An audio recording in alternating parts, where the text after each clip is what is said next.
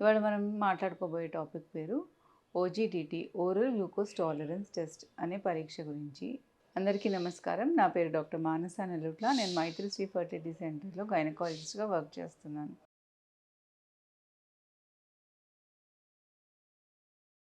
OGTT, oral glucose tolerance test అనే పరీక్ష గురించి.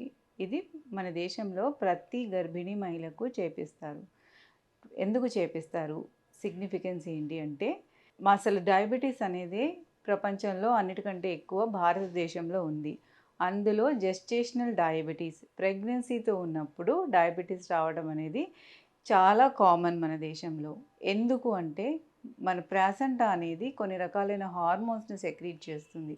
దానివల్ల షుగర్స్ అనేవి నార్మల్గా ఉన్న దానికంటే ఎక్కువ అయ్యే అవకాశం ఎక్కువ ఉంటుందన్నమాట. సో దీనివల్ల ఇప్పుడు మనందరం యూనివర్సల్ జెస్టేషనల్ డయాబెటీస్ స్క్రీనింగ్ అనేది మన కంట్రీలో ఒక రూల్.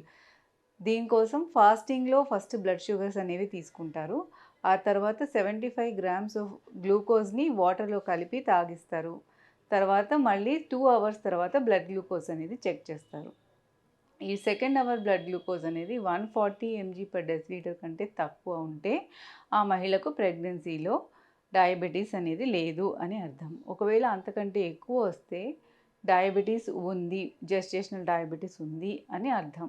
అప్పుడు తగిన జాగ్రత్తలు చెప్పి డాక్టర్స్ ఎలాంటి డైట్ రెస్ట్రిక్షన్ తీసుకోవాలా, టాబ్లెట్స్ తీసుకోవాలా, ఎక్సర్సైజ్ చేయాలా, ఇవన్నీ గైడ్ చేస్తారు.